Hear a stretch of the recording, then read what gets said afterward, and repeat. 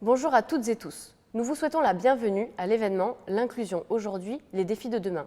Je suis Julie Landès, organisatrice de cet événement. Et je suis Arnaud Denoy, directeur du groupement d'intérêt public Plateforme de l'inclusion. Vous êtes plus de 5000 personnes à vous être inscrites et nous vous en remercions chaleureusement.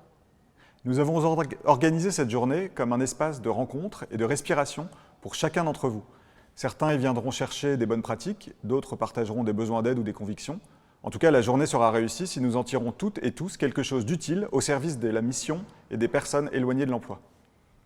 Tout au long de la journée, vous allez avoir le choix entre différents formats d'échange dans un programme qui s'avère très riche.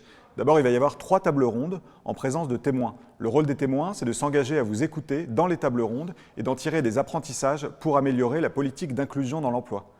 La première table ronde, elle sera dédiée aux enjeux liés à l'accompagnement. C'est Thibaut Guilhuy, directeur général de France Travail, qui en sera le grand témoin.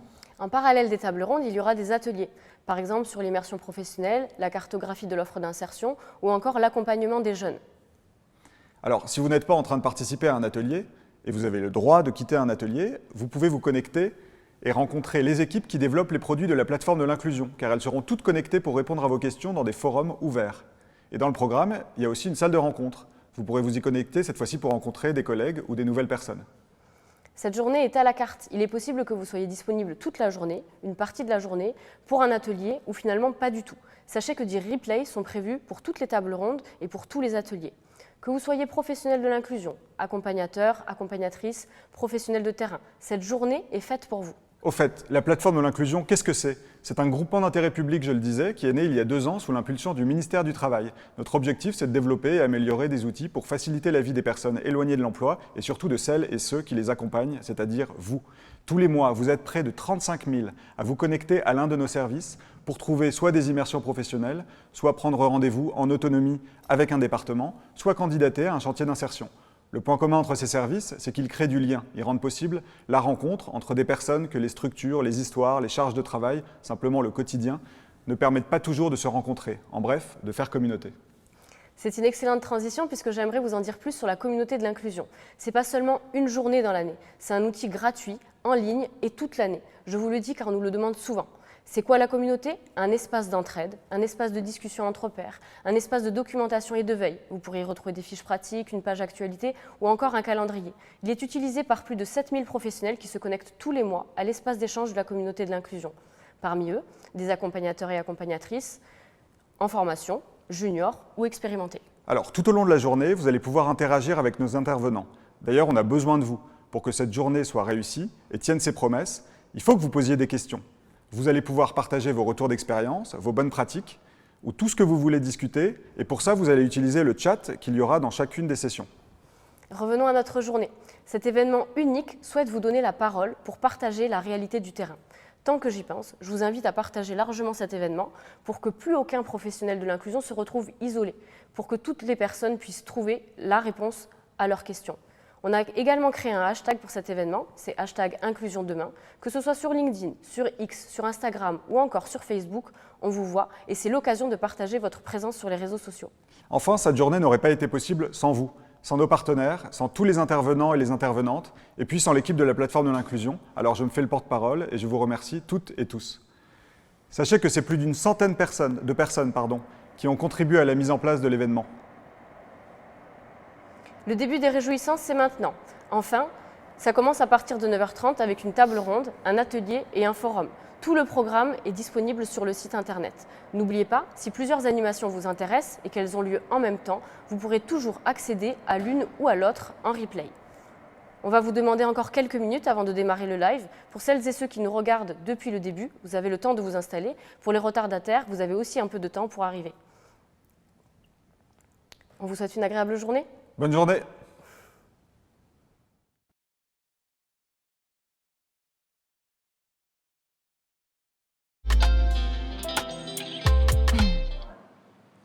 Bonjour à toutes et à tous et bienvenue à l'événement de la plateforme de l'inclusion. La plateforme de l'inclusion est un groupement d'intérêt public qui a été construit en 2022 par l'initiative du ministère du Travail et qui vise, par le biais de services numériques, à améliorer et faciliter le travail de celles et ceux qui accompagnent les personnes éloignées de l'emploi. Pour initier cette première table ronde qui porte sur les enjeux de l'accompagnement, nous avons décidé de commencer par une discussion autour du travail et du management. Et pour ce faire, j'ai le plaisir de recevoir Danielle Linhart. Danielle, bonjour. Bonjour. Vous êtes sociologue du travail. Vous étudiez depuis plus de 40 ans l'évolution du travail et de l'emploi en France. Vous êtes directrice émérite du Centre national de recherche scientifique, le CNRS, et vous avez publié plusieurs ouvrages, en date le dernier, en 2021, L'insoutenable subordination des salariés aux éditions RS. Juste, je ne suis pas directeur du, mais au CNRS. Au CNRS, directrice émérite au CNRS, pardon. Avec moi également Thibaut Guilhuy. Thibaut, bonjour. Bonjour. Vous êtes directeur général de France Travail. Vous êtes engagé auprès des pouvoirs publics depuis plus de 5 ans, mais votre engagement auprès et pour améliorer l'accès à l'emploi en France date, lui, de bien d'avant, puisque depuis plus de 25 ans, vous êtes engagé en tant que bénévole. Vous avez contribué aussi à construire des structures d'insertion et vous avez développé le groupe ARES pendant plus de 15 ans, qui est un des premiers acteurs de l'insertion par l'activité économique en Île-de-France, qui accompagne aujourd'hui plus de 3000 personnes éloignées de l'emploi par an. Bien, pour commencer cet échange, j'aurais souhaité qu'on discute un peu de la place du travail en France. Vous, Danielle, vous avez travaillé du coup, depuis plus de 40 ans sur ces sujets-là. J'aurais souhaité voir un peu quels sont, pour vous, votre regard sur l'évolution moderne du travail et peut-être la spécificité du lien qui lie les Français au travail. Oui, vous posez bien la question parce qu'il semble disons plutôt que les enquêtes révèlent qu'il y a un rapport particulier au travail en France comparativement à d'autres pays, puisque pour les Français, le travail représente une activité essentielle par laquelle ils pensent se socialiser, prendre pied de façon citoyenne dans la société. Donc, il y a une dimension totalement privilégiée pour le travail avec des attentes très élevées. Alors, ça a été démontré par des enquêtes européennes auprès des 27 pays où on voit vraiment que pour les Français, c'est déterminant et qu'ils en attendent beaucoup. Donc, il n'est pas étonnant, vu le niveau très élevé d'attente, que le degré de déception soit aussi très très fort en France. Alors il y a aussi une autre spécificité, c'est que ce n'est pas simplement que le travail est une dimension socialisatrice essentielle, mais d'après des travaux notamment de Philippe Diribarne et de son équipe, les Français mettent leur honneur dans le travail. C'est-à-dire que pour eux, travailler, c'est essentiel du point de vue de la socialisation, mais ils veulent pouvoir se reconnaître dans leur travail et être reconnus pour leur travail. Et donc, il y a le besoin d'une fierté dans le travail qui est très exigeante par rapport aux conditions d'exercice de l'activité professionnelle. Et c'est aussi une préoccupation pour les managers, parce que lorsqu'on a affaire à des salariés qui ont une très haute idée de leur travail, eh bien c'est difficile de leur imposer des méthodes de travail qui correspondent aux objectifs de l'institution ou de l'entreprise. Et alors, effectivement, quand vous parlez de cette idée de reconnaissance et d'honneur, vous, Thibaut, vous croyez profondément dans le travail, puisque c'est peut-être la ligne rouge de votre parcours. Et vous prenez aujourd'hui la tête de la direction de France Travail, avec notamment l'objectif de réduire à 5% le taux de chômage d'ici 2027. Pourquoi, pour vous, est-il crucial de continuer à s'engager pour qu'on permette au plus grand nombre d'accéder à l'emploi en France ? Danielle Linhart vient de le rappeler, le travail, c'est quelque chose qui constitue un peu un socle social dans la société. Après, d'ailleurs, qu'on peut discuter dans sa place, dans son approche, mais qui est essentiel. Et moi, j'ai toujours eu en tête cette phrase de Jean-Baptiste de Foucault, qui a beaucoup écrit là-dessus, et qui dit que si le travail ne fait pas tout, le chômage détruit tout. Et donc, effectivement, c'est important. Évidemment, la personne, la vie, nos parcours de vie ne se résument évidemment pas, et heureusement, au travail, mais c'est un élément essentiel pour pouvoir construire sa vie, pour pouvoir se réaliser, pour pouvoir se sentir utile socialement là-dessus. Et dans une société qui est construite autour du travail, notre responsabilité, c'est de faire en sorte que chacun puisse y accéder, avoir les mêmes chances d'y accéder, ce qui n'est pas le cas aujourd'hui. Les phénomènes de discrimination,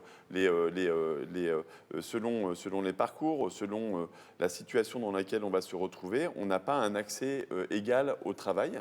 Et puis ensuite, on a un deuxième enjeu aussi, c'est que derrière le travail, c'est le travail qu'on choisit, le travail qui nous correspond, le travail qui fait sens pour nous.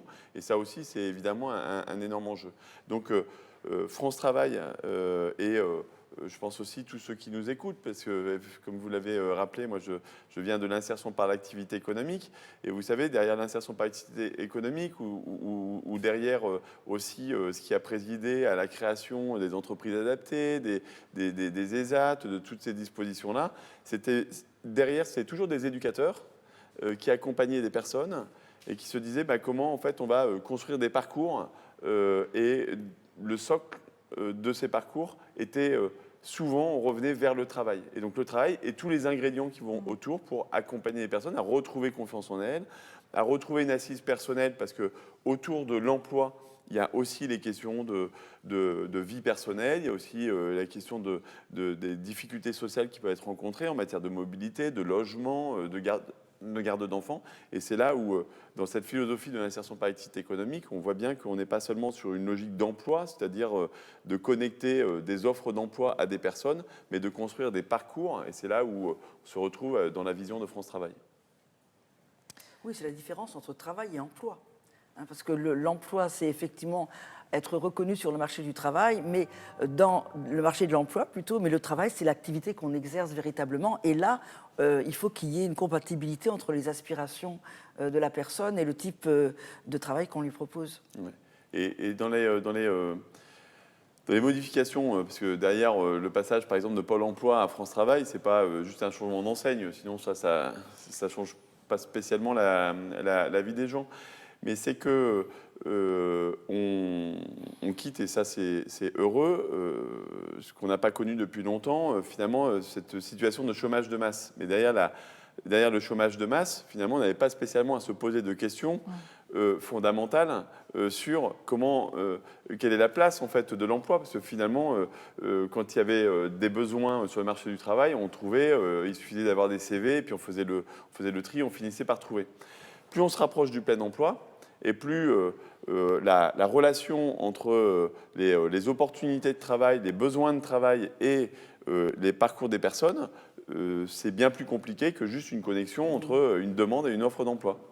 Et c'est là qu'on commence à se questionner sur, vous voyez, on conduit une réforme sur l'accompagnement rénové des bénéficiaires du RSA, parce que la réalité, c'est que finalement le RSA, depuis 1988, à chaque fois que l'emploi se crée, le nombre de bénéficiaires du RSA ne se réduisait pas, et à chaque fois que le chômage augmentait, le nombre de bénéficiaires du RSA explosait. Pourquoi ? Parce que quand les personnes sont en situation de fragilité, si on n'investit pas dans l'accompagnement, si on ne regarde pas les personnes, non pas seulement sur leur capacité à prendre un emploi, mais sur un accompagnement sur la levée des freins. Il y a par exemple plus de 30% des bénéficiaires du RSA qui sont des mamans avec enfants avec des soucis de garde d'enfants. Si vous ne traitez pas conjointement, en fait, et les personnes dans la globalité de leurs attentes et de leur situation, ça ne peut pas fonctionner. Et donc, ça, c'est vraiment le point qui est important, d'où ce travail en réseau, parce qu'une organisation, quelle que soit sa qualité, ne peut pas aborder l'ensemble des besoins que peuvent rencontrer les personnes. Et donc, ce travail en réseau, il est absolument clé pour ça. Très bien, merci. Alors justement, qui dit travail dit également management. Il y a toujours cette question de comment on arrive finalement à créer des organisations de travail qui ont un management positif pour les salariés. Daniel, vous avez beaucoup travaillé sur cette question-là et sur notamment les évolutions du management. Peut-être pourriez-vous nous partager quelques observations que vous auriez effectuées sur les différents terrains dans lesquels vous avez été. Bien sûr. Alors, si vous voulez, le nouveau management, il a commencé à se mettre en place, je dirais, à partir des années 80 et dans un mouvement de réaction par rapport à la contestation qui s'était manifestée en mai 68 à travers ne pas perdre sa vie à la gagner, donc une remise en cause en quelque sorte de l'ordre social dans les entreprises. Donc à ce moment-là, le patronat français s'est dit il nous faut trouver les moyens de permettre que les salariés retournent dans les entreprises et acceptent de travailler. Et du coup, un nouveau modèle s'est mis en place et on pourrait dire qu'il repose sur 3 piliers.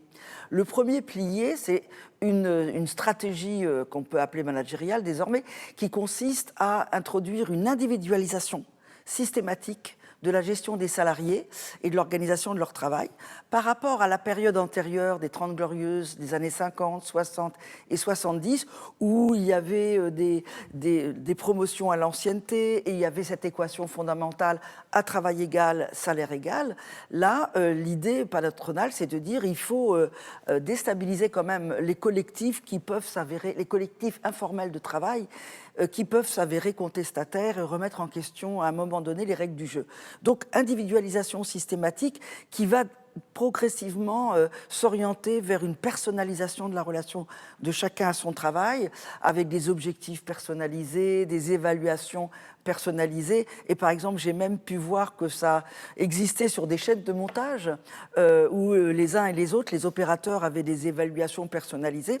Et donc, progressivement aussi, ça va aller vers une psychologisation de la relation de chacun à son travail, puisque avec la gestion des affects, le management des émotions, le management va essayer de mobiliser la subjectivité profonde des salariés, leur intimité, leur affectivité, et du coup, on va se trouver dans des situations, effectivement, où les collectifs de salariés informels vont être déstabilisés, et ce qui va dominer, c'est la promotion de la personne, et ça va déboucher sur une concurrence systématique des uns avec les autres pour avoir les primes les plus élevées, la reconnaissance la plus forte, et puis progressivement aussi une concurrence de chacun avec soi-même, parce qu'il faut tout le temps viser l'excellence, il faut être le meilleur, il faut montrer que l'on est résilient, alors c'est la grande mode maintenant, que l'on est apte au bonheur dans le travail, et donc il faut faire la preuve qu'on est une personne adaptée psychologiquement au travail. Donc on sort de ce qu'on discutait tout à l'heure, c'est-à-dire le travail comme élément fondamental, processus fondamental de socialisation et de la possibilité de participer à la pérennisation de la société en satisfaisant les besoins d'autrui. Là, on n'est plus dans une logique où on cherche à satisfaire, où on est sollicité pour satisfaire ses propres aspirations. Bon, c'était très rapide. Alors on pourrait dire, au fond, pourquoi pas ? Pourquoi pas se dire que le monde du travail, c'est un lieu où chacun peut être reconnu, aspire à être le meilleur et à faire preuve de toutes ses capacités. Mais je dirais que même si on prend ce point de vue-là, la grande difficulté vient de ce que toutes ces aspirations qui ont été sursollicitées, surmobilisées, elles viennent se fracasser contre le deuxième pilier qui est l'organisation même du travail. Parce que cette organisation du travail reste profondément inspirée de la logique taylorienne. C'est-à-dire que, à la place évidemment des modes opératoires extrêmement simplifiés avec des temps alloués, on a un nombre incroyable de procédures, de process, de méthodologies, de codification, de reporting qui sont pensés par des spécialistes de grands cabinets internationaux et qui viennent s'imposer aux professionnels de terrain en déni véritablement de leur professionnalité. Donc là, on a une sorte de crash, on pourrait dire, entre des gens au travail chez qui on a titillé des aspirations profondes de réalisation de soi dans le travail, mais il faut se réaliser dans un travail pensé par d'autres, en dépit des clés fondamentales du métier. Et pour réussir et pour être reconnu, il faut souvent accepter des conflits éthiques, des conflits moraux. Bon, alors troisième pilier, je vais évidemment très rapidement, et je m'en excuse, mais ça paraît un peu caricatural, mais ça permet quand même de comprendre un peu les fondements du système. Le troisième pilier, paradoxalement, je dirais que c'est le changement permanent.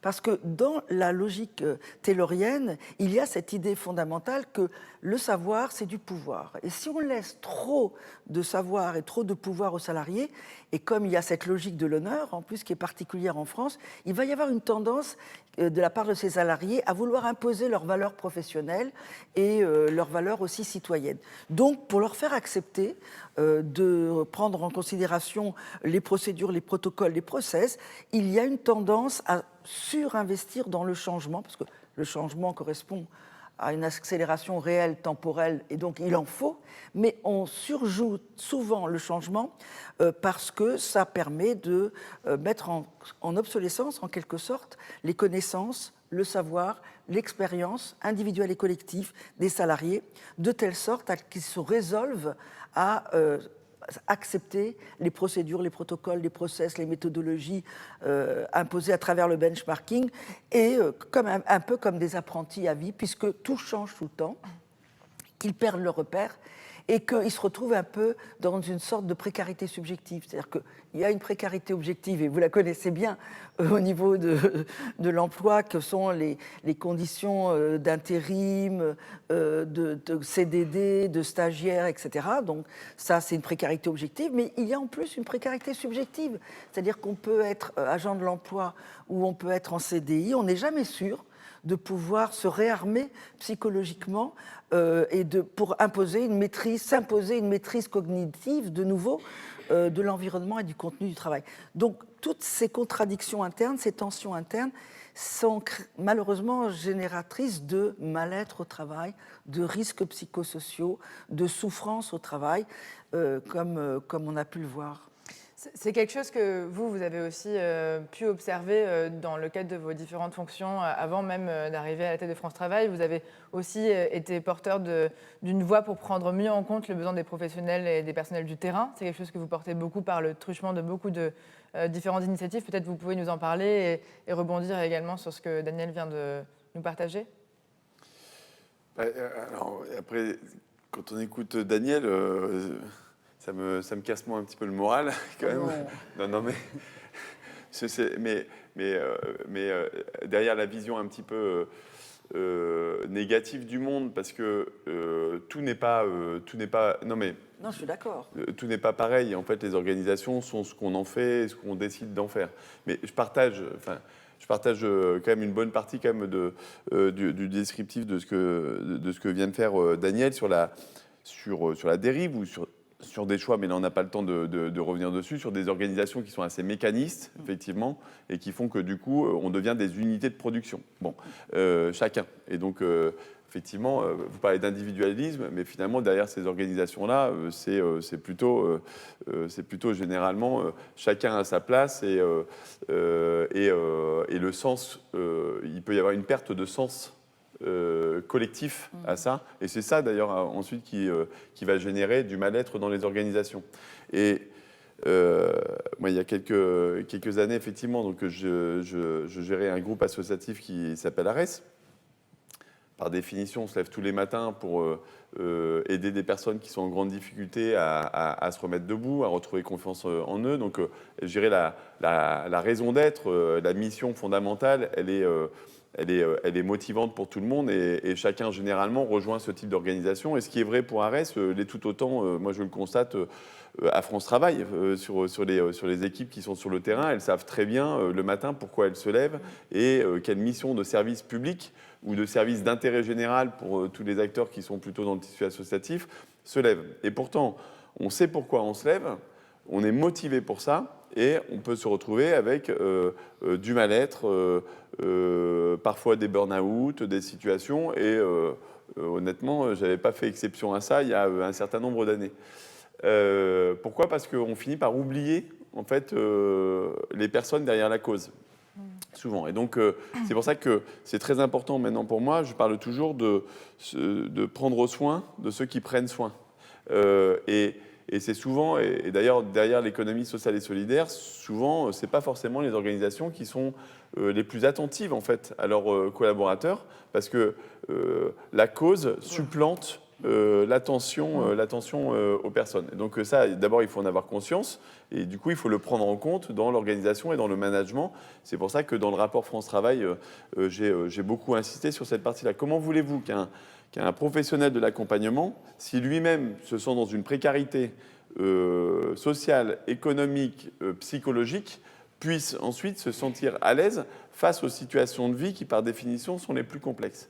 Et donc, ça, c'est un élément absolument déterminant si on a envie d'être de répondre aux besoins de la société, de prendre en charge les fragilités. Et c'est la fonction de tout chargé d'accompagnement, quelle que soit finalement l'association ou la structure dans laquelle il va contribuer à ça. Donc, c'est absolument essentiel. Alors ensuite, comment on fait ? Parce qu'il y a eu plein d'expériences, il y a eu plein de tentatives résoudre finalement ce qui conduit aux conséquences que décrivait Daniel Linhart et que j'espère on ne va pas retrouver ni à France Travail ni dans les organisations qui nous écoutent. Mais pour ne pas les retrouver, d'abord il faut travailler sur la question de la raison d'être, de pourquoi on est là et que celle-ci, elle soit bien entendue et que toutes les décisions, toutes les attitudes, tous les comportements, tous les choix d'organisation prennent en compte cette raison d'être collective qui fait qu'on est un collectif au service d'une mission qui nous dépasse. La deuxième chose qui est importante, et vous l'avez un petit peu dit derrière les injonctions paradoxales qui font que ce qu'il y a de terrible, c'est quand on a l'impression de devoir faire des choses qui ne correspondent pas à ses valeurs, à ses convictions profondes. Et donc, je ne peux pas m'attarder dessus, mais c'est évidemment essentiel de prendre en compte dans l'organisation et de s'assurer qu'il y a toujours la possibilité d'une mise en résonance entre les choix et valeurs profondes de chacun et la manière dont on met en œuvre le projet collectif de France Travail, en l'occurrence pour moi l'organisation dont j'ai la responsabilité de l'animation, mais c'est vrai aussi de toutes les autres organisations. Et puis la troisième chose, c'est là où je ne suis pas tout à fait au clair avec ce que vous dites, c'est l'individualisation versus le collectif. Moi, je pense qu'il ne faut pas opposer les deux. J'aime bien cette phrase qui dit « c'est pas que les hommes n'aiment pas changer, c'est qu'ils n'aiment pas qu'on les change ». Et moi, je crois fondamentalement à l'autodirection. C'est-à-dire que chacun a son libre arbitre et a besoin de se sentir en sentiment d'égalité intrinsèque par rapport aux autres. Et ça, c'est indépendamment des hiérarchies ou des situations de hiérarchie. Et donc, il faut donner la possibilité à chacun de pouvoir prendre ces décisions.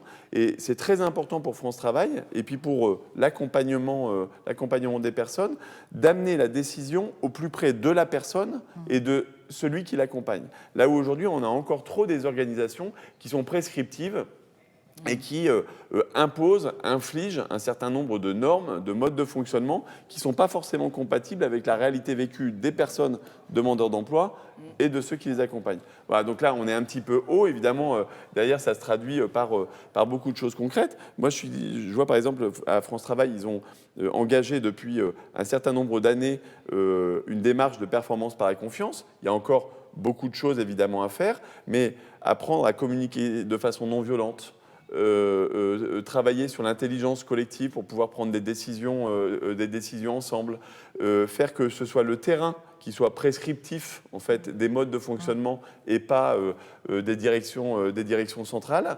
On est en chemin et il y a encore pas mal de choses à faire.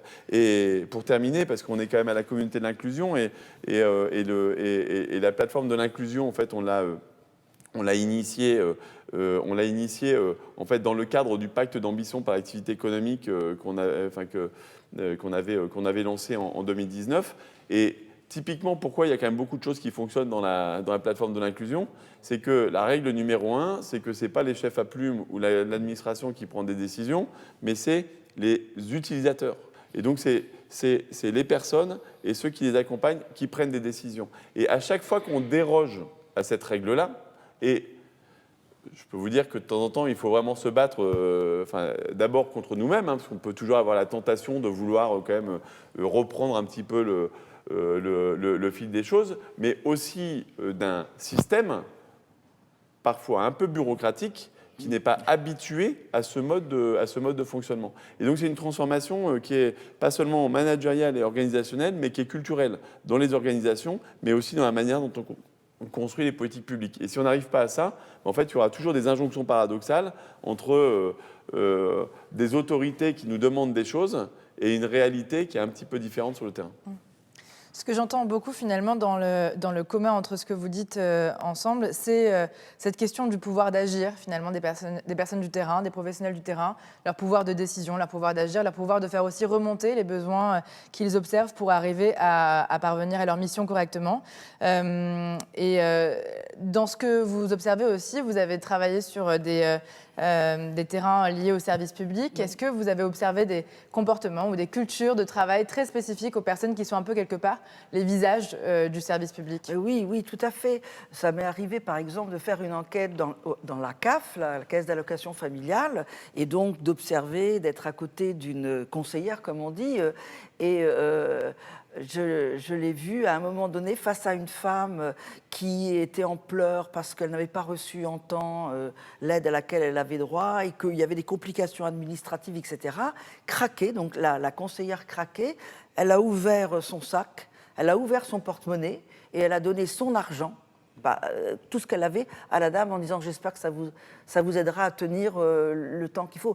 Et après, elle s'est retournée vers moi en disant je ne peux pas supporter. Lui dire non, vous allez attendre, il y a eu un délai, etc. Elle a des enfants, cette femme, il faut qu'elle fasse à manger à ses enfants. Donc, alors je dis, vous en êtes réduit là. Et elle me dit mais je ne suis pas la seule à donner de sa poche. Parce que, justement, l'organisation bureaucratique faisait qu'il y avait eu des retards, des délais, et qu'elle n'avait la main sur rien. Et ça, ce sont des situations qu'on retrouve. Et puis, alors, j'ai un autre exemple. C'était sur une plateforme de téléconseillers de France Télécom à l'époque, où étaient voisinés des gens qui étaient fonctionnaires et d'autres, des jeunes intérimaires. Et ça aussi, c'est des méthodes managériales. Il y avait un système de primes chaque jour pour des ventes de différents types de services. Alors là, c'était marqué, il y avait partout dans l'open space, il y avait marqué ce qui était primé en quelque sorte. Et j'étais assise à côté d'un jeune homme parce que j'entendais ce qui se passait, qui parlait avec une vieille dame. Et la vieille dame téléphonait pour demander à ce qu'on échelonne le paiement de sa facture. Elle était en difficulté financière. Et je savais, parce que j'avais déjà écouté souvent, que c'est quelque chose qui se fait régulièrement. Ça, on fractionne et on dit. Et le jeune homme, qui était un intérimaire, dit « Ah, madame, je vais voir ce que je peux faire pour vous, parce que c'est assez compliqué ce que vous me demandez quand même. Je vais essayer, je vais réfléchir, etc. Bon, écoutez, madame, je vais me débrouiller parce que vous m'êtes sympathique, mais en revanche, vous allez me prendre un petit service. » Alors elle dit c'est quoi? Alors lui dit le nom de ce qui était primé ce jour-là. Et elle dit mais ça sert à quoi? Elle dit c'est pour votre ordinateur, vous pourrez. Oui, mais j'ai pas d'ordinateur. Madame, c'est pour quand vous aurez un ordinateur. Et la dame, pensant que si elle n'acceptait pas le service, on ne lui étalerait pas sa facture, elle a dit bon, d'accord, je le prends. C'était quelques euros par mois. Mais voilà. Et le jeune homme raccroche, il fait yeah! Et la dame qui était à côté de moi, les larmes aux yeux, me dit voilà, vous vous rendez compte ce qu'on nous fait faire, pour avoir des primes et pour être reconnu, voilà, et pouvoir avoir éventuellement des promotions. C'est quand même terrible. C'est-à-dire que la responsabilité de la charge sociale, citoyenne, affective, elle est complètement délétère. C'est-à-dire que si on veut faire, comme vous l'évoquiez, véritablement son métier parce qu'on y croit, eh bien, on est confronté à des difficultés qui sont terribles. Et ça, c'est lié à l'organisation bureaucratique, relayée par des logiciels, etc., dans laquelle les gens se débattent. Ils sont pour rien. C'est la manière. Non, les logiciels sont la traduction d'une organisation. Mais bien sûr. Non, mais c'est très important. Il y a beaucoup de logiciels qui, effectivement, sont les outils pour traduire les prescriptions bureaucratiques. Exactement. Mais vous pouvez aussi avoir des outils qui, au contraire, simplifient la vie des gens s'ils sont constitués par les utilisateurs eux-mêmes. Mais ce n'est pas le cas. Malheureusement, dans la grande majorité... J'ai quelques exemples. Par exemple, immersion facilitée, c'est par l'usager, ça marche bien. Mes rendez-vous sociaux, pour pouvoir prendre des rendez-vous, ça simplifie la vie des gens, c'est par les utilisateurs. Il me semble, je crois qu'on a Eric Barthélémy qui a développé la plateforme de l'inclusion, que c'est par les retours des utilisateurs qu'on a développé la plateforme de l'inclusion. C'est très important ça. Mais au-delà du... les deux cas, ils sont très intéressants. Et c'est des cas, honnêtement, que moi-même, personnellement, j'ai vécu et que j'ai vu vivre dans mes organisations et aussi à France Travail assez régulièrement. Vous parlez, il y a le premier sujet, c'est le sujet de l'impuissance. Alors, je mets de côté la question, évidemment, de la responsabilité managériale aussi et de comment on accompagne les personnes dans la relation à l'autre, parce que le métier de la relation, c'est un métier sur lequel il faut qu'on soit bien préparé, bien protégé. Il faut qu'on soit bien à l'aise avec nous-mêmes, il faut qu'on soit accompagné, encadré. Donc, c'est faire de la pérédance, faire de la... Il y a un enjeu managérial et d'accompagnement de chaque personne en situation de relation, notamment quand on est avec des situations difficiles. Mais au-delà de ça, il y a la question de l'impuissance. Et vous voyez, par exemple, parce que c'était parfois un peu caricaturé, mais sur le RSA, ce qui est terrible, c'est qu'en fait, comme on a des organisations en silo, qui partent en fait des organisations, bah tiens, ok, l'État s'occupe des politiques d'emploi. Je fais simple et un peu basique. Les régions s'occupent de la formation. Les villes s'occupent de la mobilité et de la garde d'enfants. Et à la fin, c'est le département qui s'occupe des personnes en situation de RSA. Ben en fait, qu'est-ce qui se passe? C'est que c'est formidable. Le département s'occupe de l'accompagnement des personnes au RSA, c'est-à-dire des personnes qui souvent cumulent un certain nombre de difficultés. Mais comment voulez-vous les aider si vous ne pouvez pas activer des opportunités d'emploi chez France Travail, de l'offre de formation adaptée aux situations des personnes à la région, ou la situation de garde d'enfants? Je reprends mon exemple de la maman qui aimerait bien pouvoir travailler, mais qui a un problème de garde d'enfants.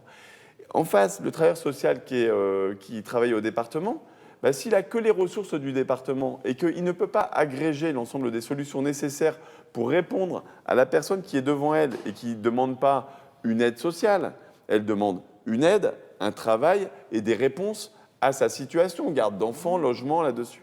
Et donc, il faut qu'on s'organise mieux pour que le travailleur social ou le chargé d'accompagnement qui est en face de cette personne puisse aller mobiliser toutes les ressources qui sont nécessaires pour apporter les bonnes solutions aux personnes. Là, on met les gens dans des situations d'impuissance. Absolument. Et moi, j'étais content, j'ai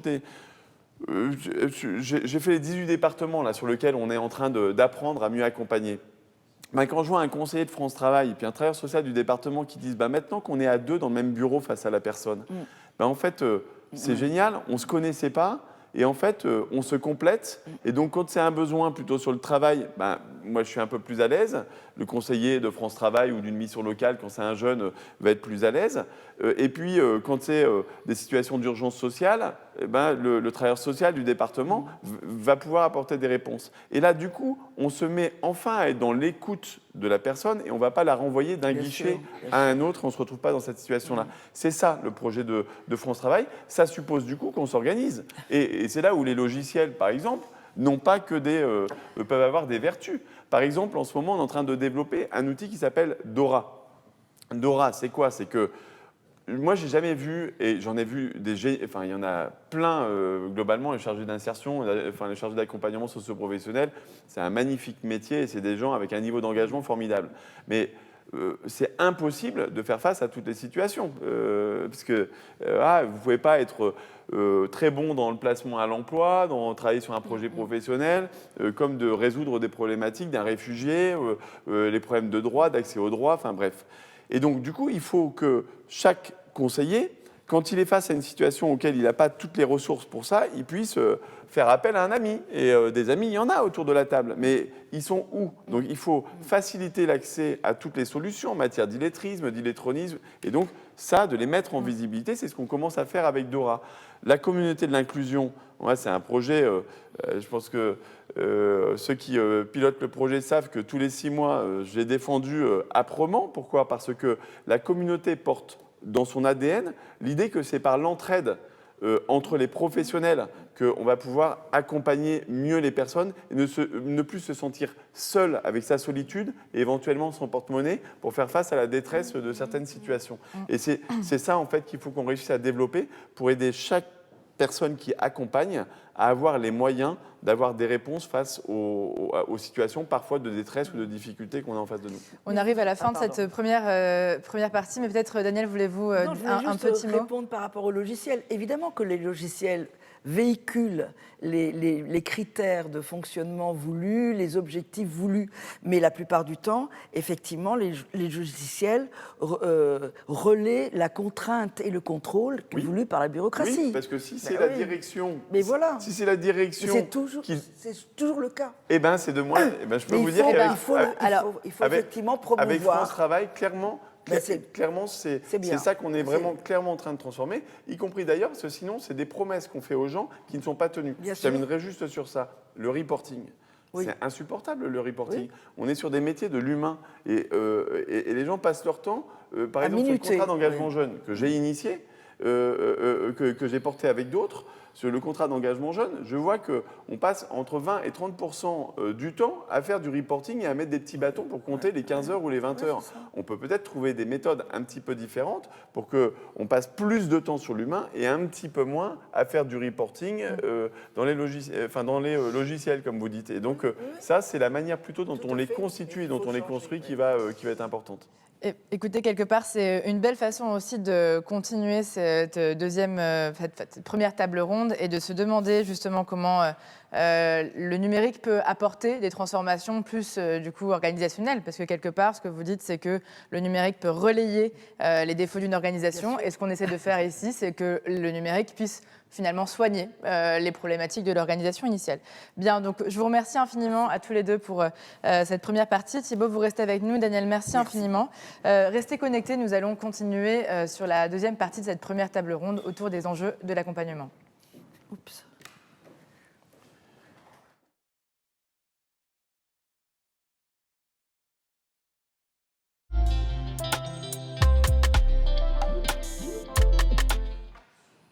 Bien, bienvenue à celles et ceux qui nous rejoignent. Nous allons commencer cette deuxième partie de la table ronde avec de nouveaux invités qui sont ici présents. Merci et bienvenue à vous. Cette partie va être dédiée aux enjeux de l'accompagnement dans le monde de l'insertion professionnelle et on discutera notamment des ingrédients pour réussir l'accompagnement, des besoins et de l'évolution des publics qui sont accompagnés par ces structures d'insertion qui sont représentées ici, bien sûr, qui ne sont pas exhaustives, mais qui permettront de proposer un premier regard. Et puis, en dernier point, nous observerons également peut-être et nous discuterons des besoins et de l'évolution également des accompagnateurs et des professionnels de terrain.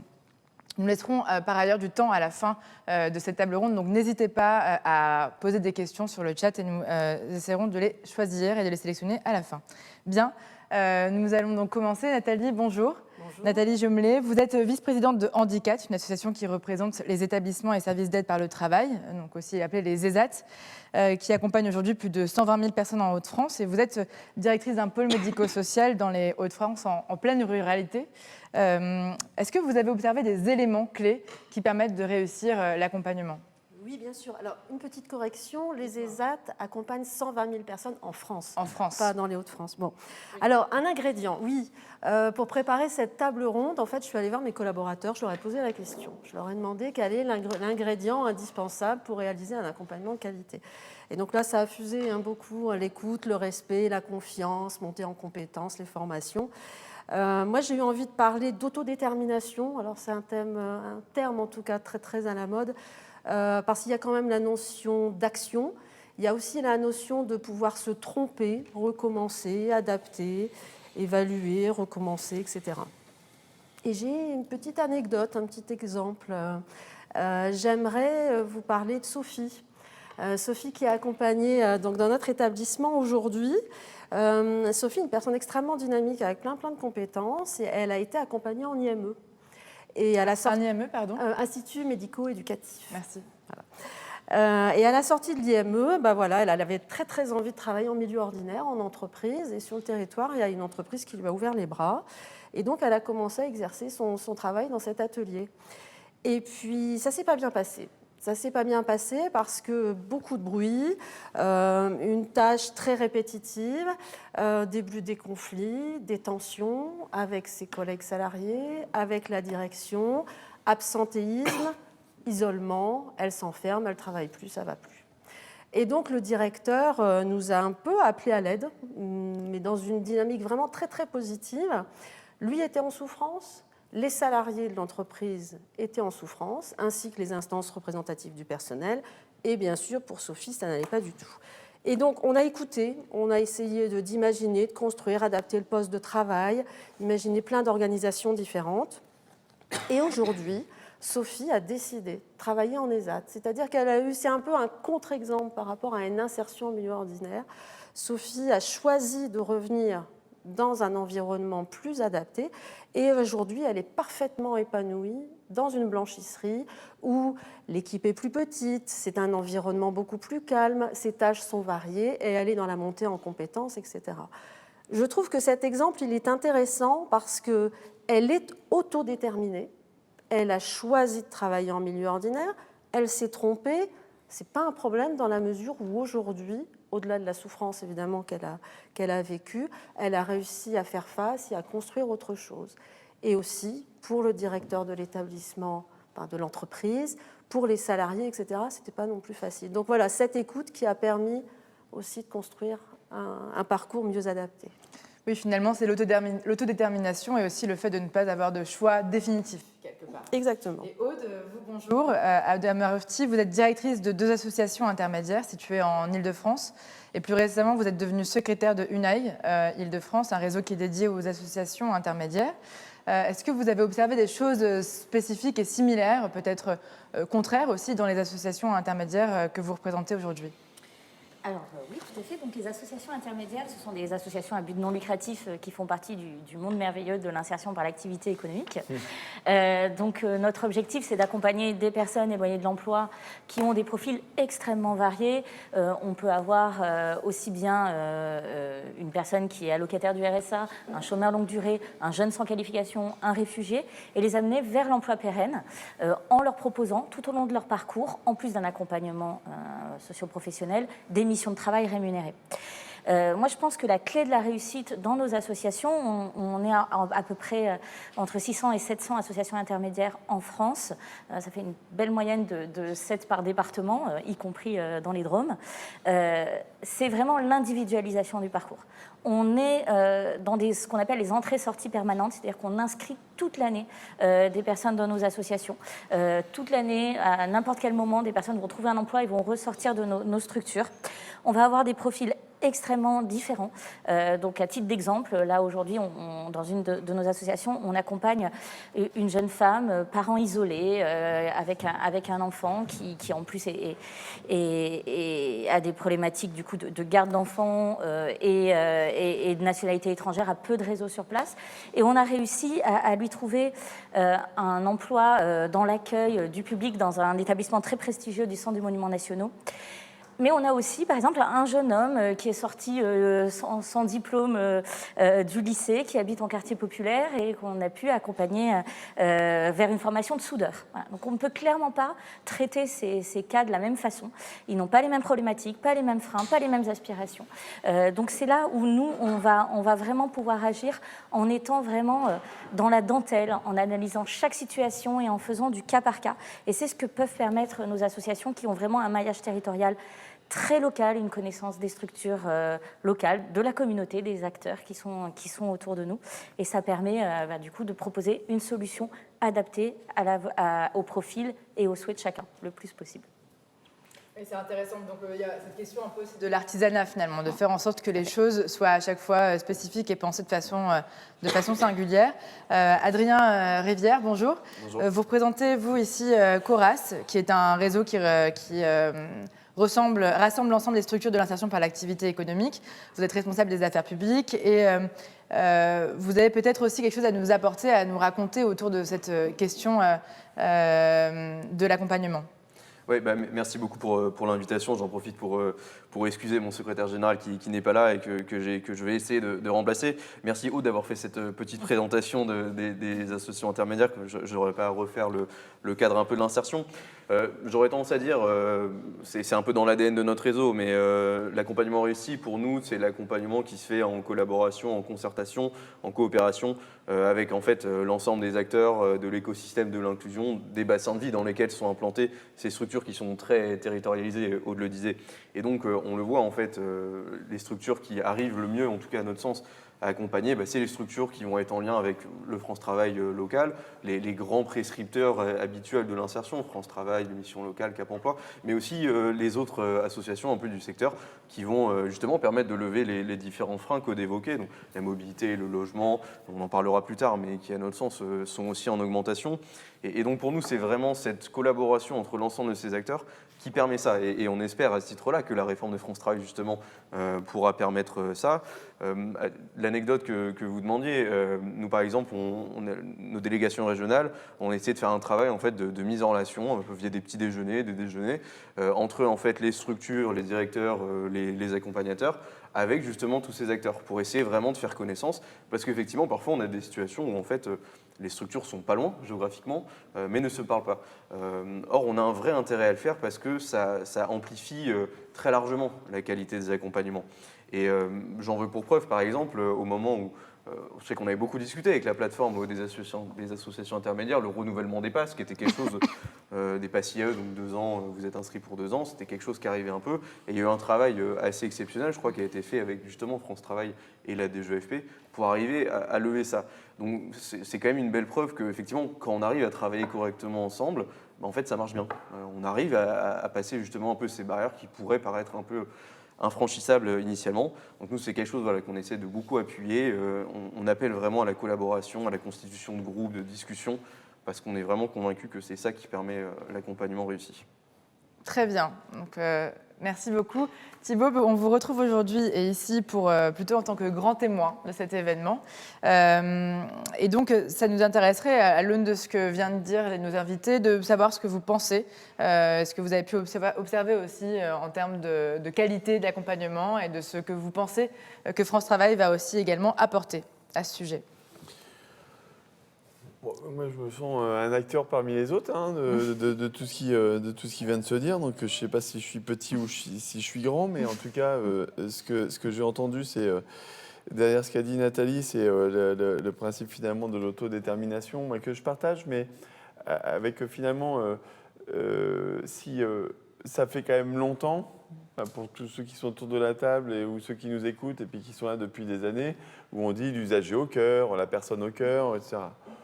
Si on ne se raconte pas d'histoire, on ne peut pas dire qu'on ait vraiment réussi. Alors, on peut réussir à l'intérieur de nos structures, de mettre en place ça, mais la coopération entre les uns et les autres, aujourd'hui, chacun est quand même encore un petit peu dans son silo. Alors, bien sûr, on se parle, ça travaille ensemble, il y a des collaborations qui se font sur le terrain et c'est vraiment heureux, mais on n'est pas vraiment organisé pour cela. Moi qui étais beaucoup sur l'insertion par activité économique, entre France Travail et l'insertion par activité économique, il y a évidemment des partenariats, mais on n'est pas encore dans une logique de parcours où on peut s'appuyer, vous parliez de l'orientation, comment on travaille bien l'orientation entre effectivement ceux, et quand je parle France Travail, mes missions locales, Cap Emploi, mais demain, pourquoi pas, aussi on travaille avec les CCAS, les travailleurs sociaux, comment toutes les personnes qui sont en contact de personnes en difficulté peuvent orienter au bon moment la bonne personne.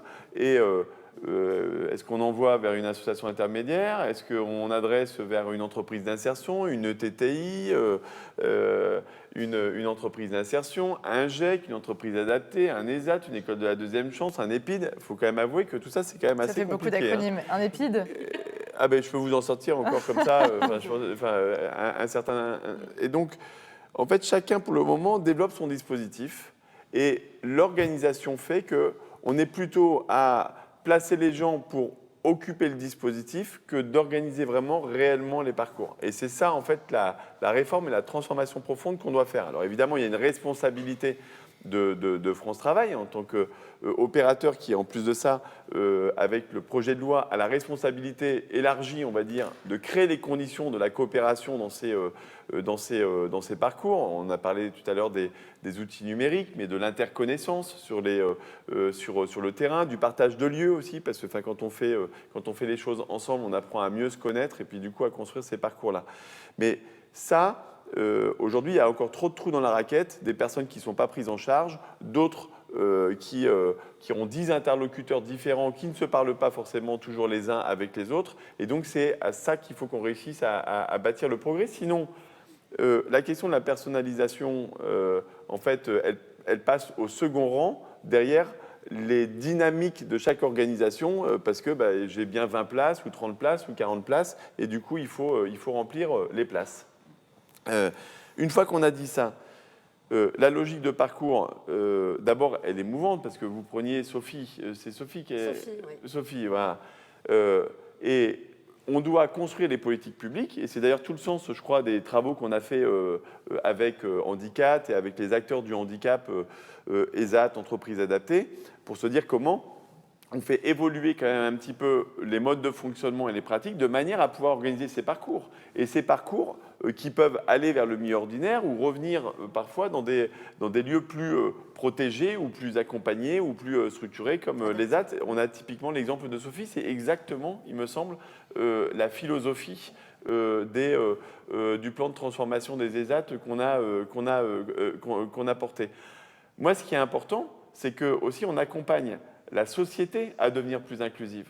Parce que dans ce cas-là, il y a Sophie qui revient dans les AT, mais il y a de se poser aussi la question de comment on amène les entreprises à devenir plus inclusives et à muscler leur jeu pour qu'il n'y ait pas d'un côté des entreprises non inclusives et puis de l'autre un secteur qui porterait toutes les personnes qui sont en difficulté. C'est la logique de l'emploi adapté, par exemple. C'est comment... voilà. Donc on a une responsabilité, c'est aussi la philosophie de France Travail. On parle souvent de comment on accompagne mieux les personnes, mais il faut aussi que les employeurs et que les entreprises, certes, on améliore leur appui pour le recrutement, mais aussi qu'on fasse évoluer leur capacité à s'ouvrir à la diversité des talents, à la fragilité qu'on peut rencontrer dans les parcours. La personnalisation, c'est toujours du sur-mesure. Et c'est ça qui est d'ailleurs la difficulté de nos sujets. C'est qu'il faut faire du sur-mesure. Moi, je ne connais pas une seule personne qui vit le même parcours. Donc, c'est du sur-mesure, c'est de l'artisanat, mais c'est aussi de la masse. Comment on fait du sur-mesure de masse? Parce qu'on est en train de parler de centaines de milliers, voire de millions de personnes. Et donc, c'est là où, du coup, on doit penser nos organisations pour être capable de faire du sur-mesure, prendre en compte la spécificité des personnes. C'est le sens du projet de loi, d'ailleurs. Inscription de tous à France Travail, ça veut dire personne au bord de la route, là où il y en a beaucoup trop.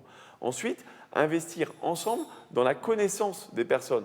J'aime pas ce mot diagnostic, mais la connaissance des personnes dans leur globalité, pour ensuite pouvoir lever les freins d'illettrisme, d'illettronisme, de mobilité, de garde d'enfants, d'ouverture vers le champ des possibles des métiers, parce que souvent aussi le travail sur le projet professionnel, c'est quelque chose qui n'est pas simple. Et ensuite aussi connecter, on est quand même le réseau de ceux qui n'en ont pas quand même. Enfin, derrière le slogan, c'est quand même qu'il faut aussi se connecter aux entreprises, et ça, c'est pas si simple. Et donc, ce sur-mesure de masse, il passe, et ça c'est peut-être mon dernier mot, c'est par le mot dont vous avez parlé, c'est la coopération. Et ces pratiques de coopération, il faut vraiment qu'on les renforce entre France Travail et l'ensemble des acteurs qui portent des solutions là-dessus. Mais c'est important quand même qu'à la sortie d'une association intermédiaire ou d'un chantier d'insertion, on n'est pas à 100% de sorties positives. Ce qu'il faut, c'est viser le 100% d'entrées positives dans la démarche.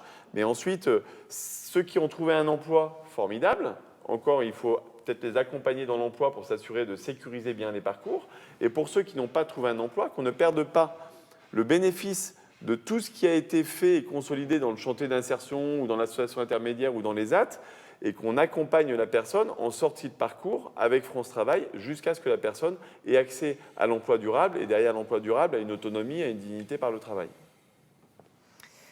Justement, en parlant de ces personnes-là, aujourd'hui, vous avez chacun mentionné le fait que vous observez des évolutions, que les personnes qui sont accompagnées sont elles aussi de plus en plus éloignées de l'emploi. Peut-être, Nathalie, pouvez-vous nous parler justement des évolutions des besoins des personnes que vous accompagnez, vous, en ESAT? Oui, bien sûr. Alors, ce sont des constats, mais il y a aussi des chiffres, hein. Il y a des indicateurs qui montrent qu'il y a une évolution du public. Je vais quand même juste répondre à monsieur Guillouis. Je donnais le terme d'autodétermination quand même pour insister sur le fait que la personne qu'on accompagne est actrice.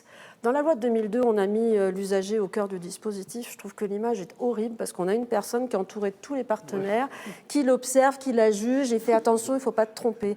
Non, aujourd'hui, voilà, bah oui. Et aujourd'hui, pour les équipes, c'est pas si facile que ça de mettre en place l'autodétermination parce que ça bouge énormément les lignes. Et je vous rejoins, ça veut dire qu'il faut travailler beaucoup avec les partenaires, il faut s'ouvrir, il faut, oui, les gens peuvent aller vers un projet. Les éducateurs ou les moniteurs d'atelier vont dire il n'est pas lecteur, ça va être peut-être un petit peu difficile d'être pilote d'avion, quoi. L'autodétermination, c'est vraiment d'accompagner la personne à faire son choix éclairé. Tout à fait. Donc voilà, je voulais juste apporter ce petit bémol. Je partage complètement, et du coup, ça suppose effectivement que la posture d'accompagnement, et qu'on travaille ensemble aussi sur la posture d'accompagnement, pour ne pas décider à la place des gens, mais de créer les conditions pour que chacun puisse faire ses propres choix. Et c'est encore plus vrai aujourd'hui, justement, avec l'évolution du public.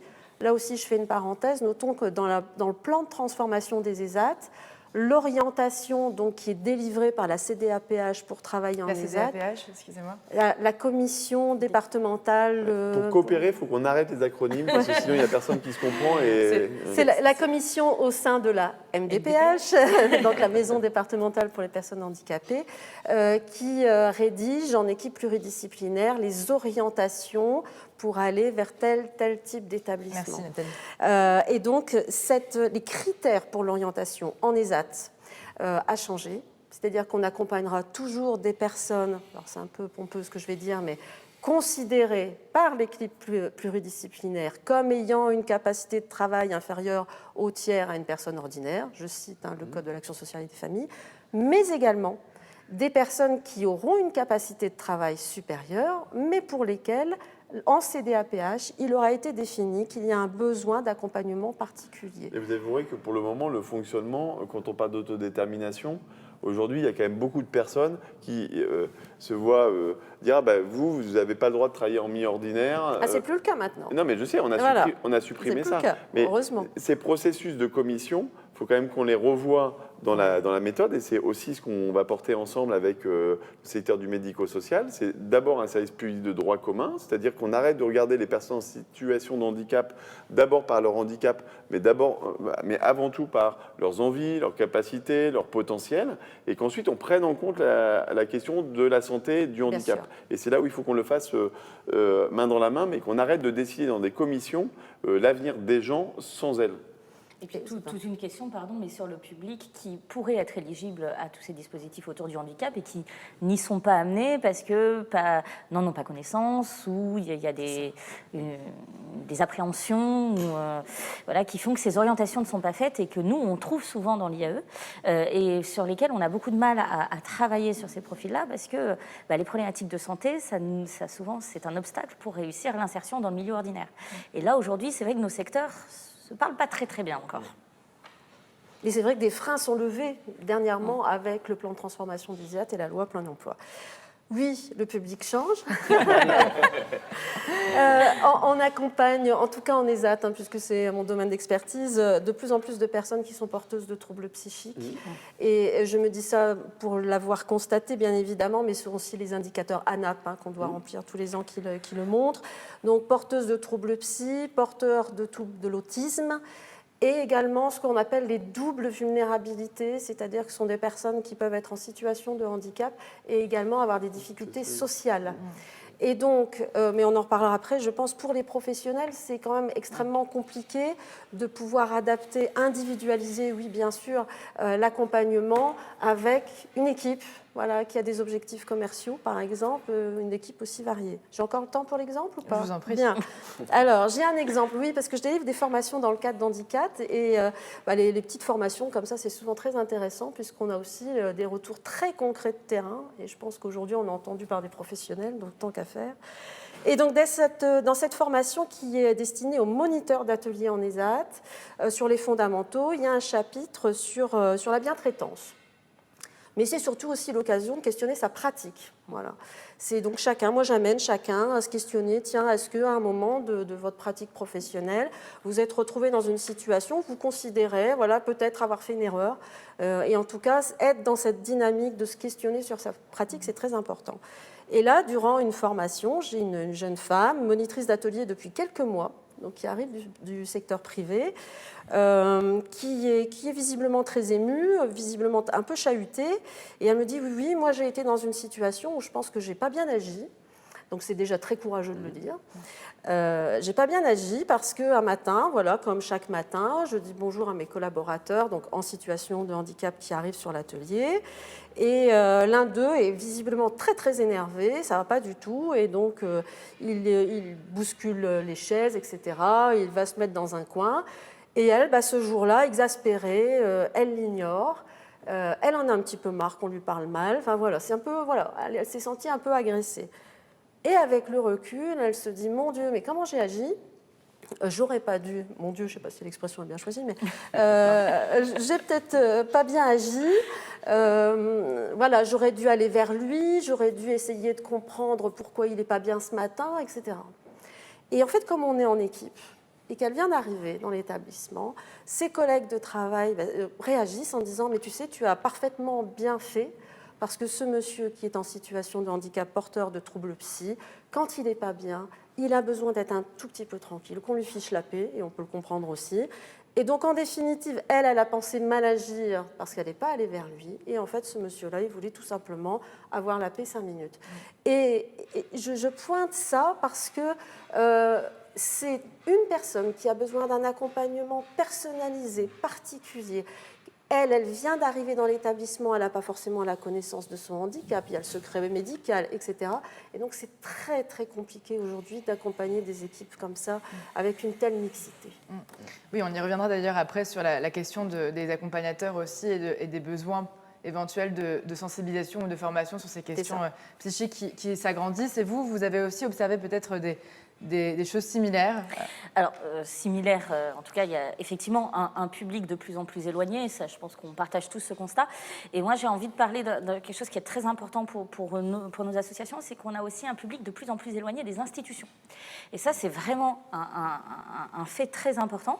C'est-à-dire qu'avec notamment l'électronisme, la fermeture de bureaux où il faut prendre rendez-vous en ligne pour pouvoir s'inscrire chez France Travail, dans certaines missions locales, on a de plus en plus un public qui parfois s'adresse à nous et qui n'est inscrit nulle part, qui n'est connu de personne. Donc là, on a vraiment déjà un effort particulier à faire pour accueillir ces personnes qui ne se sentent plus forcément accueillies par des collectivités qui finalement ne sont plus à proximité de ces personnes-là. Mais on a aussi tout le public qui ne vient plus vers nous. Et nous, il y a quelque chose sur lequel, à l'UNAI, on met vraiment l'accent, c'est sur aller vers le public, aller chercher ce public qui ne vient plus vers nous. On a eu notamment une magnifique expérimentation qu'on a appelée les antennes mobiles en milieu rural, à mort, donc des camions qui vont dans les zones rurales pour aller à la rencontre du public qui n'est pas forcément mobile et qui ne va pas aller chez France Travail ou qui n'en voit pas forcément l'intérêt pour plein de raisons. Et donc, aller chercher ce public qui, aujourd'hui, se sent laissé pour compte et est un peu découragé. Et je pense que là, on a une mission sociale d'aller chercher ce public. Et on a aussi des questions à se poser de nous, de pourquoi ce public ne vient pas à nous et comment on fait pour renouer avec ce public-là. Vous hochez de la tête. Oui, bien sûr, on partage évidemment le constat. Moi, ce que je trouve intéressant quand même sur ce sujet, et c'est là où pour le coup je trouve dans notre secteur de l'insertion par l'activité économique, j'irai peut-être pas dans le même sens que vous, dans le sens où moi je vois un certain paradoxe. C'est-à-dire que effectivement, il me semble que nos structures sont assez unanimes sur le fait que les publics sont de plus en plus éloignés de l'emploi, les difficultés s'accumulent, logement, plus mobilité, plus problèmes psy, etc., etc. Et donc on arrive face à des publics qui sont vraiment en difficulté, souvent visibles d'ailleurs, et donc parce que le maillage territorial des structures d'insertion font que parfois en réalité c'est un peu le seul service public qu'il y a dans le bassin de vie. Et donc on se retrouve dans des situations où c'est clair pour nous, en tout cas ça semble clair, mais pour autant quand on discute avec notamment le ministère du Travail, on a l'impression que c'est compliqué encore de bien identifier ces évolutions. C'est-à-dire que ça va être je parlais d'un rapport, certains n'ont probablement pas entendu parler, un rapport IGAS qui est sorti, donc l'Inspection Générale des Affaires Sociales, sur le secteur de l'insertion.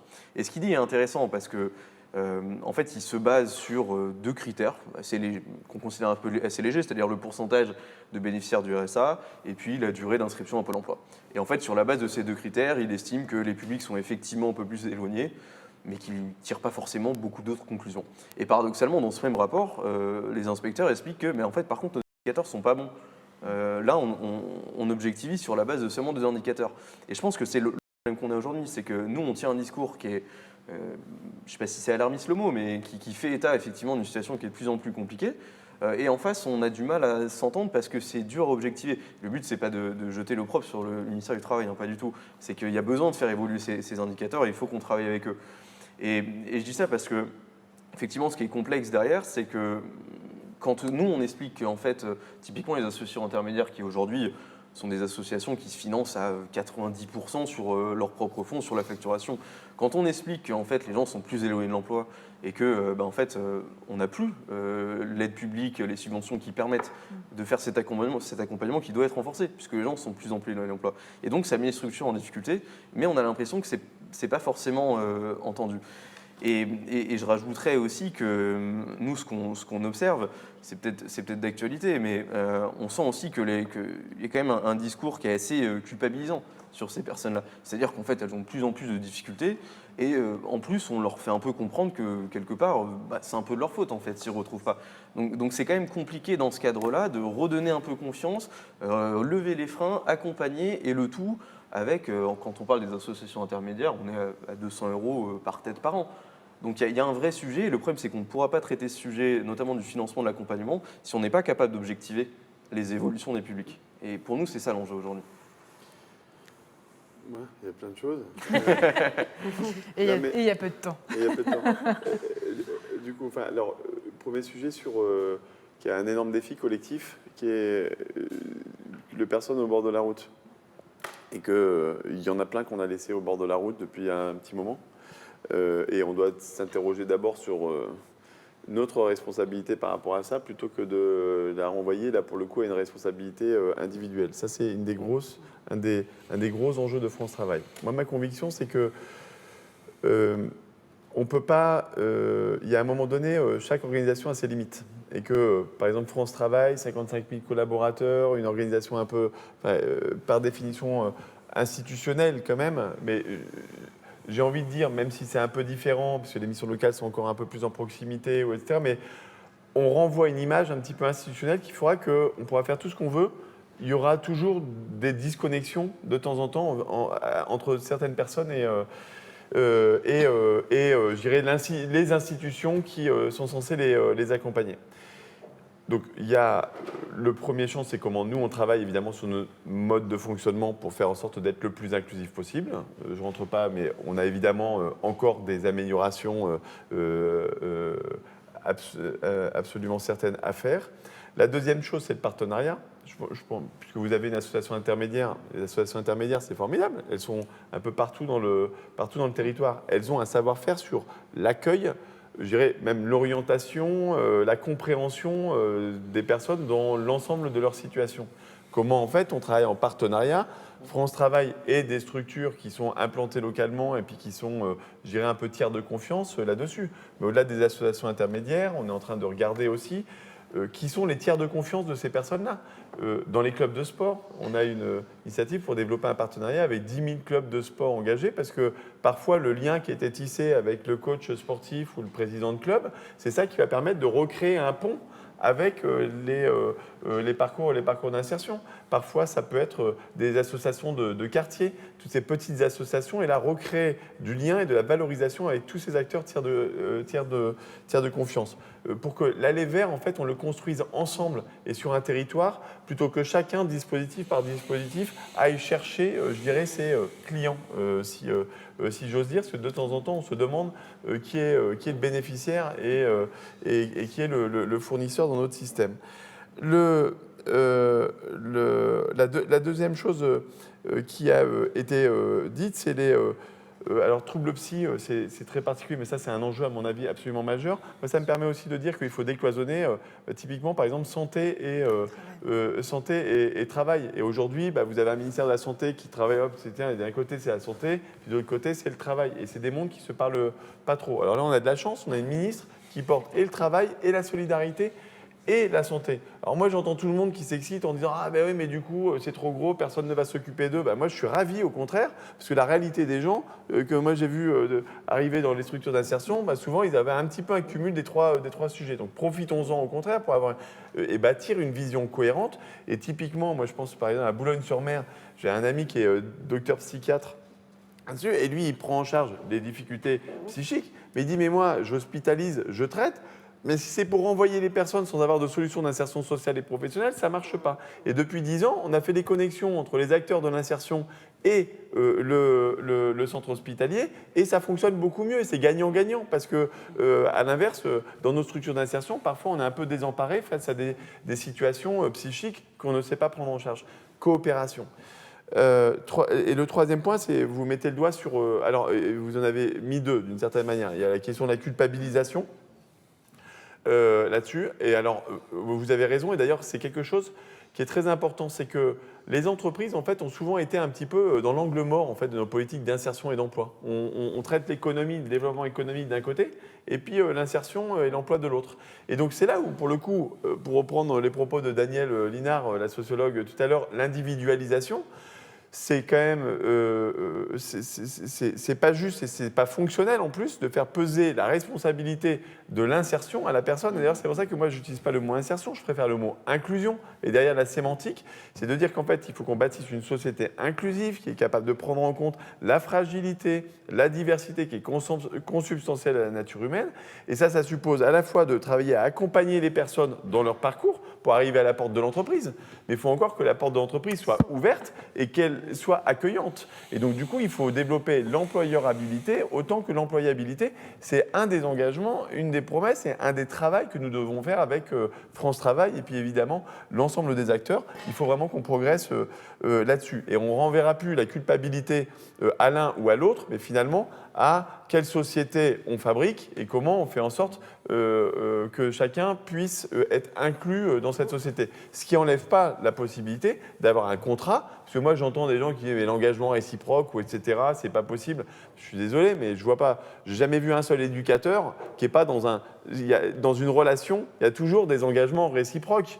Dans le travail, si je viens pas le lundi et le mardi, le mercredi, heureusement que ça réagit. Il faut voir comment on réagit, mais ça réagit, sinon ça veut dire qu'en fait la personne ne compte pas, et c'est encore pire que tout. Pour avancer, pour faire des choses dans la vie, il y a toujours des engagements réciproques. Ensuite, c'est comment on les met en œuvre, comment on les fait respecter, ces engagements réciproques, parce que les faire respecter, c'est la base du respect pour les personnes. Si tu ne tiens pas ton engagement et qu'il n'y a pas de réaction, ça veut dire deux choses.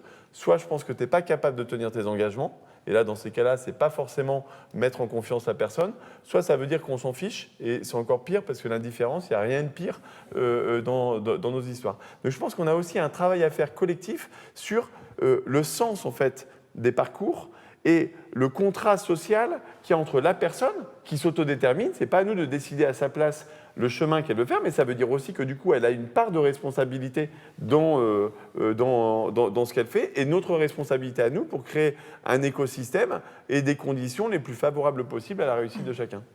Il nous reste très peu de temps et j'aurais souhaité qu'on parle, qu'on aborde un peu finalement les personnes que vous avez évoquées tout à l'heure, ceux qui prennent soin. Comment prenons soin de ceux qui prennent soin, finalement, et de celles et ceux qui prennent soin? Est-ce qu'on pourrait peut-être aborder un peu la question des accompagnateurs et de leurs besoins aujourd'hui, de l'évolution aussi face à la complexité d'un métier qui se complexifie finalement aussi? Peut-être, Nathalie, pouvez-vous nous en dire quelques mots? Nous avons peu de temps, mais j'aurais aimé vous entendre tous ici, avant de prendre les questions du public. Oui, alors en fait, en ESAT, alors encore une fois, mon domaine d'expertise, c'est l'ESAT. Je n'ai pas de prétention de connaître des chiffres au niveau national dans d'autres secteurs d'activité. En ESAT, ce sont surtout des moniteurs d'ateliers qui accompagnent les travailleurs en situation de handicap. Alors, rappelons quand même qu'aujourd'hui, sur les 120 000 personnes accompagnées en France, on a fait une enquête à handicap qui est assez représentative, parce que c'est 95% des ESAT en France. Il n'y a que 7%, alors c'est aujourd'hui, on espère que ce pourcentage s'améliore, 7% qui ont un projet d'aller vers le milieu ordinaire. Donc, l'ESAT reste un lieu de travail. Enfin, moi, je défends cette idée à handicap, on est très clair là-dessus, que l'ESAT est un lieu d'inclusion, est un lieu de travail ouvert. Alors, bien sûr, parfois, on monte des ateliers de conditionnement extrêmement fermés, etc. Pour certains d'entre eux, en tout cas. Il y a aussi des activités de production, de services qui sont extrêmement ouverts, des restaurants, du maroilles bio, par exemple. Voilà. Alors, les moniteurs d'atelier, généralement, quand ils sont embauchés, ils ont un profil technique lié au métier, fromager, puisqu'on parle de maroilles. Parce que les moniteurs d'atelier, c'est le terme qui est utilisé en ESAT. Tout à fait, oui. Et puis, donc, on les forme pour pouvoir accompagner des personnes en situation de handicap avec toute la problématique des handicaps. Donc, d'abord, une formation initiale, et puis, de la formation sur la bientraitance, sur la connaissance du handicap, sur la loi, sur les partenaires. Il faut avoir un objectif d'accompagnement individualisé en favorisant l'autodétermination de chacun, en suivant les projets avec des étapes, des formations, des temps organisés, etc. Il y a une production à faire, il faut que le client soit content. Waouh! Les moniteurs d'atelier sont des super-héros, soyons bien clairs avec ça. On leur en demande de plus en plus, donc c'est extrêmement dur. Et là aussi, j'ai un exemple. Je faisais donc là aussi une formation sur les fondamentaux pour les professionnels en ESAT. Et donc je vous ai parlé de bientraitance tout à l'heure, mais on aborde aussi la rémunération des travailleurs accompagnés en ESAT. Et là, on entend en tout cas énormément de bêtises sur la rémunération des travailleurs en ESAT. Il faut savoir qu'un travailleur ne dépend pas du code du travail, mais du code de l'action sociale et des familles. Donc, il a une rémunération qui est constituée de plusieurs éléments. une rémunération qui est un faible pourcentage, de rémunération qui est versée directement par l'établissement, une partie qui est versée par l'État et l'allocation adulte handicapé, je le fais très schématique, je pense. Et donc ça correspond à peu près à 110% du SMIC.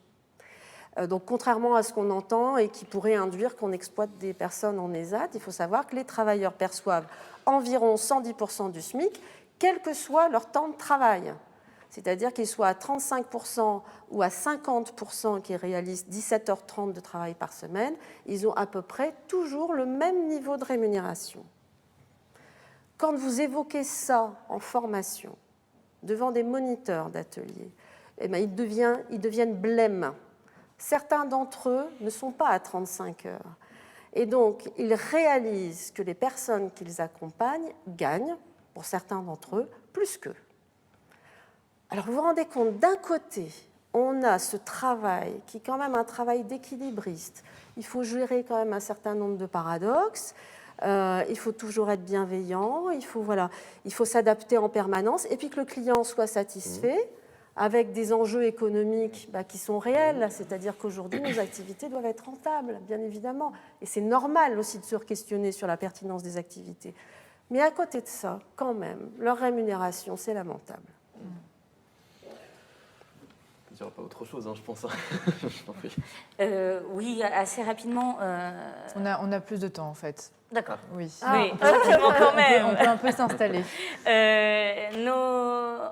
En association intermédiaire, nos chargés d'insertion professionnelle ou d'accompagnement, ou quel que soit le nom qu'on leur donne, parce qu'on peut leur donner beaucoup de noms, c'est vrai que historiquement, ils étaient beaucoup sur l'accompagnement social, la levée des freins, comme on dit, les côtés peut-être plus administratifs. Progressivement, on leur a demandé de plus en plus d'être sur l'aspect professionnel, donc placer les gens en mission, donc aller démarcher les entreprises, ce sont d'autres compétences. On a, comme on le disait tout à l'heure, des personnes de plus en plus éloignées, donc on leur demande aussi de savoir parler de nouveaux sujets, de santé, de psychologie. On a aujourd'hui des surcoûts administratifs aussi, alors on est en pleine mutation sur les logiciels dont on parlait tout à l'heure, mais au jour où nous sommes, ça rajoute plus de travail que ça n'en enlève.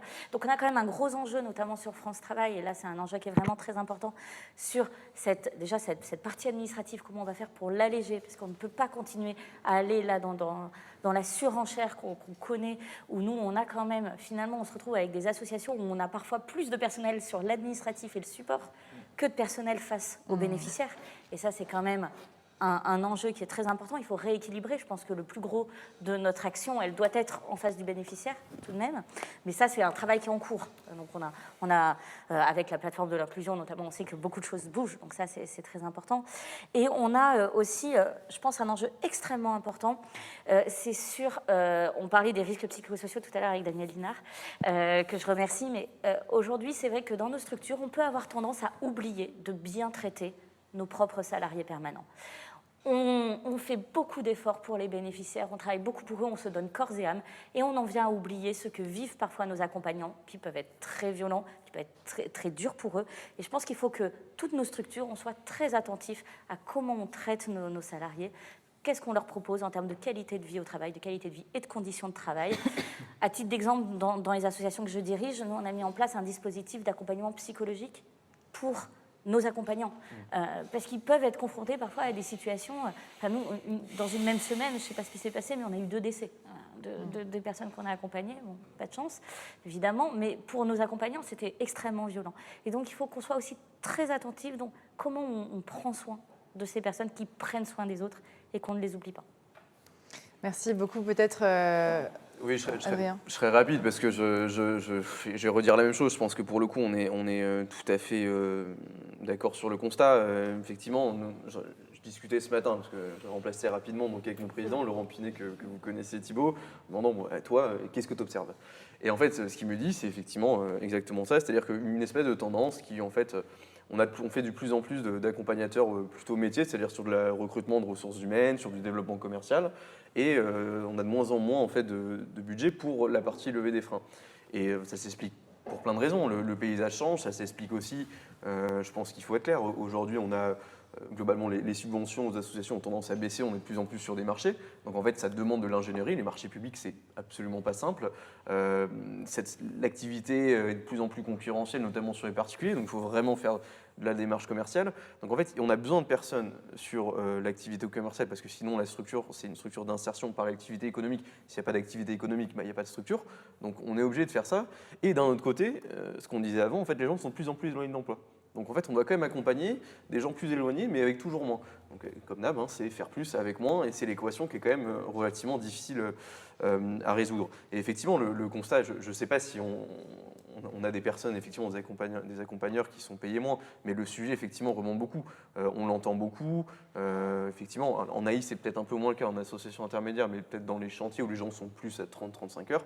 Effectivement, en fait, la différence entre le SMIC, qui est quand même revalorisé assez fréquemment, et le salaire des encadrants techniques, par exemple, en fait, il se réduit. Et donc, ça pose la question, en fait, c'est moi qui accompagne, mais quelque part, je ne gagne pas forcément plus. Et donc, je pense qu'effectivement, la question qui se pose, c'est celle de prendre soin de ceux qui prennent soin. C'est ce que vous avez dit. Je crois qu'aujourd'hui, ce n'est pas le cas. On a eu un peu des Ségur sur la santé, sur certains secteurs. Moi, je pose la question, est-ce qu'il ne faudrait pas aussi un peu un Ségur sur ce travail social? Puisque très clairement, je crois que ça fait un moment que la situation est compliquée et les structures ne tiendront pas indéfiniment. Pour plein d'autres raisons, Aude le disait, charges administratives. En fait, tout se complexifie et pourtant, on a toujours aussi peu pour faire. Donc je pense que là, il faut effectivement traiter le problème à la source parce que sinon, ça risque d'exploser, il faut être clair. Merci beaucoup. Peut-être un dernier mot, Thibaut, justement, pour répondre et rebondir sur ça avant que nous prenions les réponses du public. Peut-être d'abord dans la réalité du métier, effectivement, la complexification, parfois aussi les approches un peu bureaucratiques qu'on a eu l'occasion d'évoquer font que on rejoint et on embrasse ces métiers-là pour être dans la relation avec les autres et on constate que le temps qu'on passe à des charges administratives et du reporting, le temps qu'on passe à chercher la bonne information pour pouvoir répondre à la solution fait que le temps passé avec les personnes dans vraiment une vraie réalité d'écoute et d'accompagnement se réduit. Donc on a clairement d'abord un premier défi qui est de transformer nos organisations, d'adapter nos outils et nos processus pour supprimer progressivement la charge administrative et de reporting, pour libérer du temps pour l'humain dont on manque absolument. Donc je ne reviens pas sur toutes les actions un peu très concrètes, y compris sur le changement de nos organisations, parce que si vos systèmes d'information ne sont pas pensés par ceux qui sont sur le terrain, ça ne marche pas. La deuxième chose, c'est la question de prendre soin de ceux qu'on... Bon, il y a évidemment le sujet des rémunérations et en plus de ça, avec des réalités qui sont différentes en fonction d'une organisation à une autre, parce qu'il y a des modèles qui vont être marchands, non marchands, il y a des modèles d'accompagnement qui dépendent purement de la subvention publique. Et donc là, c'est des choix politiques de modèles qui vont être un petit peu différents, comme l'association intermédiaire là-dessus. Donc, mais on a clairement un sujet quand même de rémunération, mais qui dépasse le champ d'ailleurs purement de l'éducatif, sur les métiers du lien. Donc on a cet enjeu-là. On a aussi un enjeu quand même employeur. Et vous l'avez dit, honnêtement, voilà, de temps en temps, la cause ne justifie pas tout. Voilà, je ne vais pas me répéter par rapport à ce qu'on a dit tout à l'heure, mais si les gens ne sont pas bien dans leur métier, je ne vois pas comment ils peuvent bien l'exercer, qui plus est dans ces métiers de la relation et du lien. Alors ça passe par un certain nombre de choses sur lesquelles on peut investir, et nous on a prévu de le faire avec l'Académie France Travail, avec, moi je sais qu'en tout cas à France Travail aussi, donner la possibilité d'évoluer dans les parcours, de reconnaître les expertises, d'avoir ce que vous disiez, alors vous parlez d'accompagnement psychologique, moi je parle aussi de groupes de parole, de travail collectif pour ne pas être seul face à certaines situations, donc c'est aussi des questions d'organisation et puis de culture d'organisation. Donc il y a tout ça, il y a évidemment l'investissement dans la formation et dans la formation continue, la possibilité aussi de pouvoir évoluer parce que ça prend du temps. Ça prend de l'énergie d'être en face à face avec les personnes. Et ce qui est important, c'est que souvent les personnes rejoignent ce métier-là par envie, par motivation, mais quand elles sont fatiguées ou qu'elles ont envie de changer, et qu'elles n'ont pas la possibilité d'évoluer, c'est là où ça devient vraiment très difficile et où on met en difficulté les personnes. Et quand on met en difficulté les professionnels de l'accompagnement, on met en plus de ça en difficulté les personnes qu'on est censé accompagner. Donc la mobilité, et travailler sur la mobilité sociale professionnelle des personnes est un enjeu majeur. Et puis pour les structures, moi j'avais, en tout cas sur les structures d'insertion par activité économique ou du handicap, on est quand même des secteurs un peu trop atomisés. Et quand vous êtes des toutes petites structures, c'est quand même compliqué d'avoir des politiques ressources humaines et de décliner tout ce qu'on est en train de se raconter là. Et si on n'a pas envie que ça reste des vœux pieux, comme on les entend depuis 25 ou 20 ou 15 ans dans tous les colloques d'insertion par activité économique auxquels j'ai pu participer depuis des années, eh bien, il y a un moment donné aussi, il faut s'organiser. Je ne suis pas en train de dire qu'il faut faire des grands groupes. Je dis juste que dans ces cas-là, il faut mutualiser certaines fonctions et s'organiser plutôt que de faire chacun dans son coin, puis de dire ah bah oui mais je suis trop petit, alors du coup je ne peux pas m'en occuper. Libérer quelqu'un pour une formation quand on est 10 dans l'équipe, c'est plus compliqué que quand on est 100. Donc je pense qu'il y a vraiment un vrai sujet aussi des réseaux, d'avoir une politique pour s'organiser, pour faire de la GPEC au-delà des structures qui, elles, sont parfois trop petites et un peu démunies face à ces enjeux. C'est pour ça juste que sur la première question, sur l'accompagnement réussi, moi je visais justement explicitement cette concertation, enfin cette coopération et collaboration, parce que c'est pour l'accompagnement, mais effectivement, nous on le voit, les groupes, on essaye en tant que réseau de favoriser les groupes. Alors il y a toujours des freins qui existent, on essaie de les lever, mais parce qu'on se rend bien compte qu'effectivement la mutualisation, elle économise quand même une grande partie des problèmes. Maintenant, je pense qu'il faut aussi se dire que la richesse de l'insertion par l'activité économique, c'est aussi le maillage, et c'est compliqué de faire des groupes quand vous êtes la seule association. Donc il faut régler les deux, je suis d'accord. Mais on peut faire de la diversité, et c'est bien d'avoir des structures de tailles différentes, et en revanche, ça veut dire qu'il faut qu'on s'organise pour la coopération et la mutualisation. C'est aussi le sens de la démarche qu'on commence à développer avec vous, avec l'Académie France Travail, pour avoir des réflexions collectives sur comment on peut mieux accompagner, mieux former, mieux soutenir, en se mettant un petit peu ensemble pour pouvoir, en mettant nos forces en commun pour accompagner mieux et donner les meilleures chances aux professionnels de l'accompagnement. Merci beaucoup. C'est d'ailleurs tout l'objet de cette journée que d'arriver à mieux travailler ensemble, s'organiser, se rencontrer et puis partager des différentes pratiques de travail. Alors, deux personnes du public nous ont écrit quelque part. Une première vient d'Amandine qui nous suggère, qui nous fait une suggestion pour France Travail en disant que la coopération avec France Travail serait tellement plus simple si déjà on avait accès au numéro email des agents de notre territoire. Voilà. Parfois, on commence par le plus simple. Alors le mien, c'est thibaut.guigui@pôle-emploi.fr. Non, mais plus sérieusement, tout ce qu'on vient de discuter, c'est des choses aussi basiques que ça. Où sont les référents? Et d'ailleurs, les partenariats fonctionnent très bien dans les agences quand il y a de la connexion avec des interlocuteurs et qu'on n'est pas dans une relation froide avec un bureau et puis un contact arrobas, etc. On sait très bien que ça ne marche pas. Donc, bien sûr que tout ça, ça doit s'encourager, se développer et se généraliser. Très bien. Et puis une question de Cécile qui dit qu'elle aimerait bien qu'on aborde la question des métiers en tension.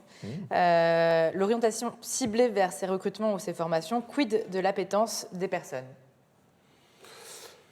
Écoutez, moi je suis complètement d'accord avec elle. Vous savez, l'échec scolaire, il est dû pas au fait que les gamins sont moins aptes ou plus aptes. Dans 70% des cas, c'est l'orientation subie.